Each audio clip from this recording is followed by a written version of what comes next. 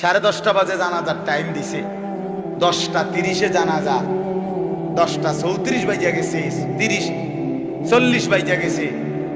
কিছু মানুষের এই পরিমাণ অস্থিরতা। এই মিয়া, টাইম টেবিল ঠিক রাখো না। কইলা 10:30টায় জানাজা, 10টা মিনিট ওভার হয়ে গেছে, কতক্ষণ খাড় করায় রাখবা? মানে উনি ব্যস্ত, ওনার এই 10 মিনিট সময় নাই। আল্লাহর কসম বন্ধু, এই মানুষটাও এরকম ব্যস্তই ছিল। যে মানুষটার জানাজা হচ্ছে এখন, যার লাশ এখানে শোয়ানো, এই লোকটাও এমন ব্যস্তই ছিল।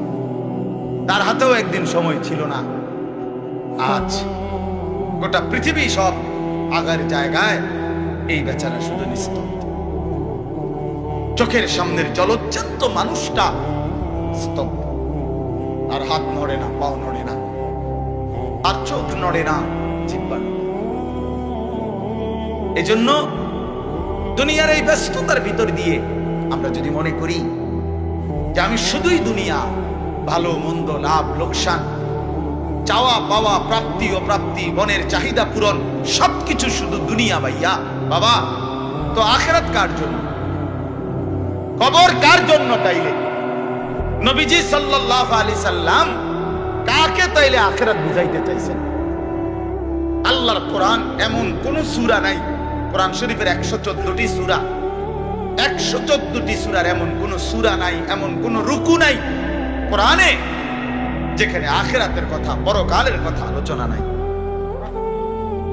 এই পরিমাণ আল্লাহ তাআলা আখিরাত, আখিরাত, পরকাল, পুনরুত্থান, হাসরের মাঠ, এগুলো আল্লাহ তাআলা এতবার বলছেন, অস্বীকার করার, পাশ কাটার কোন সুযোগ, কোন সুযোগ। কোরআন শরীফে আছে সূরা মুলকের মধ্যে, জাহান্নামী যখন চিৎকার করবে, জাহান্নামের ফেরেশতারা তখন বলবে, আলাম ইয়াতিকুম নাদির, এই নাফরমান, তোমার কি কেউ কোনোদিন জাহান্নামের ভয় দেখায় নাই? ক্বালু বালা, সে বলবে, হ্যাঁ, ক্বাদ জাআনা নাদির, আমার কাছে বহু ভয় প্রদর্শনকারী বান্দা এসেছিল। কত ইমাম, কত খতিব, কত আলেম, কত ওয়াইজ, কত বক্তা, কত পীর, কত মাশায়েখ, কত আউলিয়া, কত বুজুর্গ চোখের পানি ফেলে ফেলে বারবার বারবার আমার এই জাহান্নামের কথা বলছিল, কিন্তু ফাকাদ্দাবনা, আমি মিথ্যা মনে করেছি। ওয়াকুলনা মা নাযালাল্লাহু মিন শাই, আমি আরো বলছি এগুলো আল্লাহ বলে নাই, তোমরা মোল্লারা, মুন্সিরা তোমরা বানায়া বানায়া বলো। হ্যাঁ, অনেক বেত্তমিজ লোক আছে, ও হয়তো না, হুজুররা যত কয় এত না, না ওরা জানে, ওরা আগেও একবার ফিডা খাইয়া আইছে, ওরা একবার ঘুরে আইছে হাসরের মাঠ, ওটা জানে যত কয় এত না। ও কইতে লাগলে সবাই কয়, বাড়াইয়ে কয়, মাইক ফাইলে কে না কয়। এই সমস্ত বিদ্রুপ আলেমদের কথাকে আপনি অবজ্ঞা করলেন। আসলে তো আলেমদের কথা না, কথা যদি হুজুরের কথা হইতো তাইলে না হয় আপনি ফেলে দিতেন, কিন্তু জবানে না হুজুরের কথা, তো সরাসরি আল্লাহ, কথা তো রাসূলুল্লাহর, আল্লাহর, তো সে কথা প্রত্যাখ্যান করলেন কেন? আপনি আমার কথা, আমার ব্যক্তিগত যদি কথা হয় সেটা ফেলে দেন, কথা বোঝেন নাই। কিন্তু উলামায়ে কেরাম আপনাদেরকে নসিহতের মাধ্যমে নিজের ব্যক্তিগত হুজুরদের কথা বলে না, কথা বলেন না কেন? কার কথা বলে? আল্লাহর কথা বলে, রাসূলুল্লাহ সাল্লাল্লাহু আলাইহি সাল্লামের কথা বলে, তো সেটা বাদ দিলেন কেন? সেটা বাদ দিলেন। আমার ব্যক্তিগত কথা তো আপনাদের ধরতে বলি নাই, আমার ব্যক্তিগত কথা বলি, আপনারা দেখি গ্রহণ করেন কিনা বলেন। মনে করেন আমি কুমিল্লা ক্যান্টনমেন্ট থাকি, ময়নামতি সাহেবের বাজার, আমার মাদ্রাসা বাসা ওইখানে। তো আমি কুমিল্লা ক্যান্টনমেন্টে একটা বড় টাওয়ার আছে, গুমতি টাওয়ার, এই গুমতি টাওয়ারের নিচে আন্ডারগ্রাউন্ডে মুদি দোকান এবং তরি তরকারির দোকান। আমি প্রত্যেক দিন ওইখানে তরি তরকারি এবং মুদি যত মাল, এই যে পেঁয়াজ, রসুন, আদা, তেল এগুলো এবং মাছ তরকারি, এগুলো ওই গুমতি টাওয়ার থেকেই সবসময় কিনি। আপনারাও সবাই নিয়ত করেন, ইনশাআল্লাহ এখন থেকে সবাই কুমিল্লা ক্যান্টনমেন্ট গুমতি টাওয়ার থেকেই তরকারি এবং চাল, ডাল, তেল কিনবেন, বলেন ইনশাআল্লাহ। কথা বলেন না তো। তা আপনি কি বলবেন? কি কি হুজুর আপনি পাগল হইলেন? আমি কিতাম আমার আমনের ক্যান্টারম্যান আমি কিতাম যাবো? আমাকে দেশে কি মাস্টার গাড়ির অভাব পড়ছে নি? ঠিক কিনা বলেন না কেন? এইটা না আমার ব্যক্তিগত কথা, কথাটা আমার বুঝছেন নি? এইটারে তো আপনারে মানতে কই নাই। আমি তো বলি না আপনারে যে আপনি আমার লগে গিয়ে বাজার করেন। তাহলে আপনি যে বললেন হুজুর এরকম কয়, হুজুরার সব কথা ধরলে চলন যাইতো না বর্তমান জমানায়। আপনারা তো আমার একটা কথাও ধরতে বলি নাই, আপনাকে বলছি আল্লাহর কথা না ধরতে। আপনাকে তো বলেছি ভাইয়া রাসূলুল্লাহ সাল্লাল্লাহু আলাইহি ওয়াসাল্লামের কথা ধরতেন। আল্লাহর কথা ফিরায় দেয় কেমনে? নবীর কথা ফিরায় দেয় বলেন বাবা। মেহেরবানি করে এজন্য বুঝতে শিখেন, বুঝতে শিখেন। তিনটা জিনিস আমাদের মধ্যে লাজেম থাকা চাই। এক হলো তাওহীদ, দুই হলো রিসালাত, তিন হলো আখিরাত। এই তিন জিনিস ভুলে গেলে মুসলমান হয় না। তাওহীদ ভুলে গেলে অর্থাৎ লা ইলাহা ইল্লাল্লাহ, জীবনের সব ব্যাপারে সব বিষয়ে যা কিছু হচ্ছে যা কিছু ঘটছে আমার জীবনের এই সারা পৃথিবীর কায়নাতের সমস্ত নড়া চড়া প্রত্যেকটা বিন্দু বিসর্গ করছেন শুধুই একজন, তিনি আল্লাহ। তিনি কে? লা ইলাহা ইল্লাল্লাহ, আল্লাহ ছাড়া আর কোনো ইলাহ নাই, দেনেওয়ালা আর কেউ নাই, পালনেওয়ালা আর কেউ নাই। এটা তাওহীদ। আর শাজিমের উপর থেকে সাতবক জমিনের নিচ পর্যন্ত যেটা যেমনে যেভাবে আছে সেটা একজনই পরিচালনা করছেন, তিনি আল্লাহ। এই কথা যত দিলের মধ্যে বসাইতে হবে। দুই নাম্বার রিসালাত। রিসালাত মানে হলো মুহাম্মাদুর রাসূলুল্লাহ সাল্লাল্লাহু আলাইহি ওয়াসাল্লাম, এই কথা গ্রহণ করা। এই কথা আবার গ্রহণ করার কি? এই কথা গ্রহণ করা হইল মুহাম্মদ আল্লাহর রাসূল, আল্লাহ আমার জন্য উনাকে পাঠাইছেন।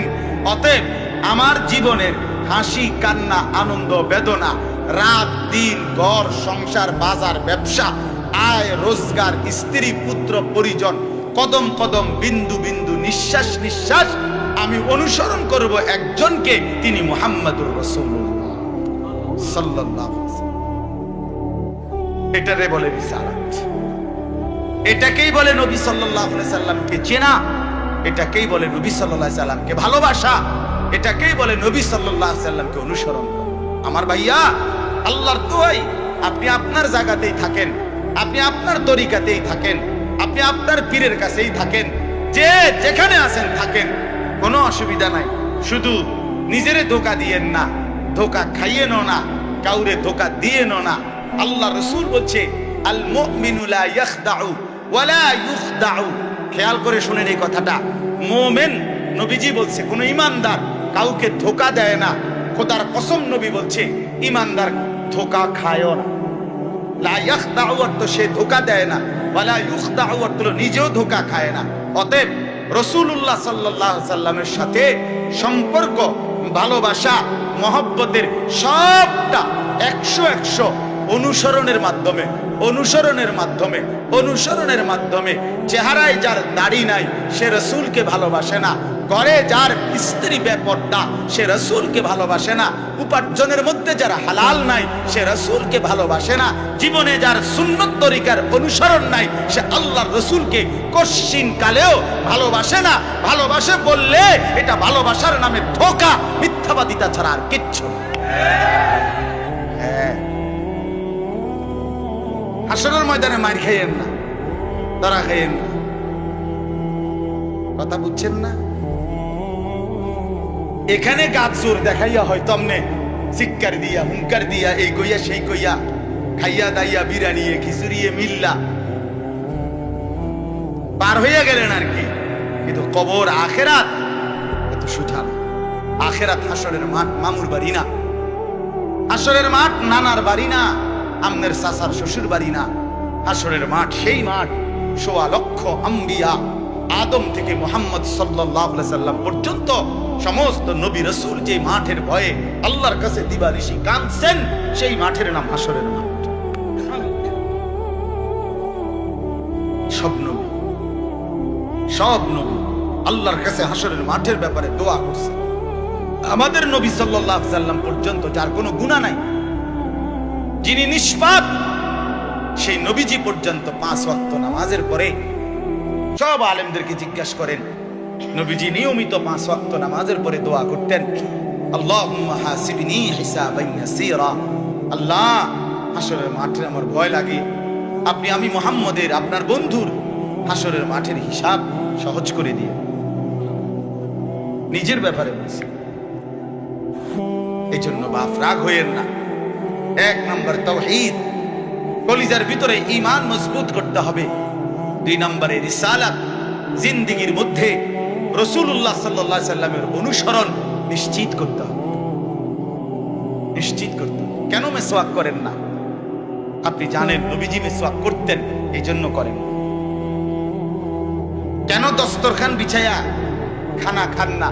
আপনি জানেন, শুনছেন যে নবীজি সাল্লাল্লাহু আলাইহি সাল্লাম দস্তরখান বিছায়া সমান জায়গায় খানা খাইতেন, এই জন্য আপনি ইচ্ছা করে এটা বিছান না।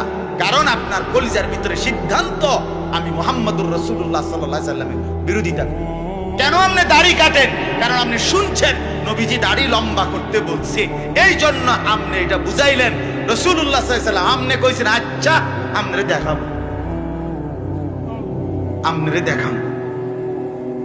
আপনি জানেন, হ্যাঁ হ্যাঁ, আপনার বাম পাও দিয়ে ঢুকতে বাথরুমে, টয়লেটে মনে থাকে না। কেন মনে থাকে না? আপনি জানেন না এটা নবীজি বলছে। কথা বলেন না, নাকি ওই কওমি মাদ্রাসার হুজুররা কইছে? কথা বলেন না। মিসওয়াক এটা রাসূলুল্লাহ সাল্লাল্লাহু আলাইহি সাল্লামের সুন্নাত না কওমি আলেমদের সুন্নাত? কথা বলেন না আপনারা। তো এটা করেন না কেন? কারে ওয়াহাবি বলেন? কারে গালি দেন? কেন গালি দেন? কি বুঝে গালি দিলেন? কেন বললেন? বলেন, কি অপরাধের কারণে আমি রাসূলের দুশমন হব? কেন? আমি মিসওয়াক করি এই অপরাধের কারণে না? কথা বলেন না কেন? আমি দাড়ি রাখছি দেখে এই অপরাধের কারণে? কোন আমার স্ত্রী পর্দানশীল, আমার মেয়ে পর্দা করে, আমার ঘরে টেলিভিশন নাই, আমার রোজগারের মধ্যে আমি হারাম করার চেষ্টা করি না, তো সব ক্ষেত্রে রাসূলুল্লাহ সাল্লাল্লাহু আলাইহি সাল্লামের সুন্নাতের উপরে চলার চেষ্টা করলাম, তা আমি রাসূলের দুশমন কেন হলাম? আমি বুঝাইলাম, আমি বলতে মানে আপনি যে কোনো একজন আলেমে দ্বীনকে আপনি কেন নবীর দুশমন বলবেন? এত বড় জুলুম কেন করেন? এত বড় কেন জুলুম করেন বাবা? চা দোকানে বসে একজন আলেমের বদনাম করলেন, আপনি আন্দাজ করলেন একজন আলেমের ইলমের কদর কত?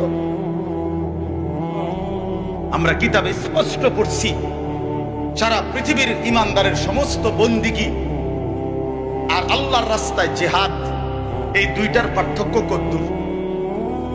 সারা পৃথিবীর ইমানদারের সমস্ত ইবাদত, একটি সমুদ্রের মধ্যে যদি কেউ আঙ্গুল দেয়, আঙ্গুল চুবায়, তো আঙ্গুলের অগ্রভাগে পানি লাগবে যে দূর, এতে করে সমুদ্রের ঢেউ তো বন্ধ হয়ে যাবে, ঠিক না? নৌকা চলা বন্ধ হয়ে যাবে না? সমুদ্র টের পাবে কিছু? কিতাবে স্পষ্ট আছে, একজন ইমানদারের সমস্ত মুমিনের সব ইবাদত একত্র করিলে এইটার মর্যাদা হলো আঙ্গুলের অগ্রভাগের পানি। আর আল্লাহর রাস্তার জিহাদ ফি সাবিলিল্লাহ, জীবন দেওয়া, জিহাদ করা, এটা সমুদ্রের বাকি পানি। এরপরে লিখছে যে সমস্ত ইবাদত এবং আল্লাহর রাস্তার যুদ্ধ, এইটাও এবার একসাথে করেন। এই সবটা এবার ইবাদত এমনকি জিহাদ সবটা একত্র করিলে আঙ্গুলের অগ্রভাগের পানি, খোদার কসম, আল্লাহর কসম, ইলম, কোরআন সুন্নাহর ইলম, এইটা সমুদ্রের বাকি পানি। বিশ্বাস করি। এবার বলেন, এক আলেমে দ্বীনের কদর কত? আমি কারে টিটকারি করি? কারে? ওটা আপনার মসজিদের ইমাম ৬০০০ টাকা বেতন দিয়ে কেমন চোখে লাগছে না? বেটার বেতন কম। হ্যাঁ, বেটার বেতন কম তো আপনি না কম দিচ্ছেন? উনি নি কম নির্ধারণ করছেন, আপনি না তারে মূল্যায়ন করেন না। কথা বলেন না কেন?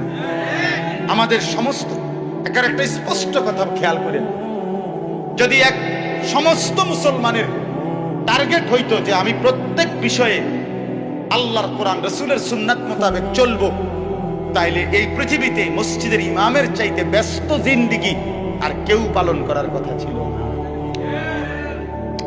কেন? ওই মহল্লার সমস্ত মানুষের ঈমান, ইসলাম, আখিরাতের সমস্ত দিক নির্দেশনা সারাক্ষণ উনাকে দিতে হইতো। তখন উনার কদরও হইতো অনেক, তখন উনার বেতনও হইতো অনেক, উনার হাদিয়াও হইতো অনেক। কিন্তু আমাদের কলিজার ভিতরে আখিরাত লাগে না মনে হইছে, কোরআন তেলাওয়াত লাগে না, রাসূলের সুন্নাত লাগে না। মেয়ের বিয়েটার মধ্যে নবীর সুন্নাত কি এটা জানার দরকার নাই, ছেলের বিয়েটার মধ্যে নবীর সুন্নাত কি এটা জানার দরকার নাই। ওই হদ্দার মাতব্বর মিল্লা তারা ঠিক করছে বিয়েটার মধ্যে চেয়ার হইব 200, টেবিল হইব মোট 30টা, গেট হইব একটা 70,000 টাকা দামের গেট, হাইয়েস্ট গাড়ি যাব 60টা, প্রত্যেকটার মধ্যে বেড়া বেড়ি মিল্লা বইব 14 জন, তো 5টার মধ্যে 5 14 70 জন। এরপরে দিয়া গেটে দিব 2000, বাজে খরচ হইল 3000, এই হইলো 5000। এগুলো হইলো হিসাব। আর হুজুরের আইয়া কয়ে গেছে রবিবারে মাইয়াগার বিয়া, দুপুরে দুগা ভাত খেয়ে যায়।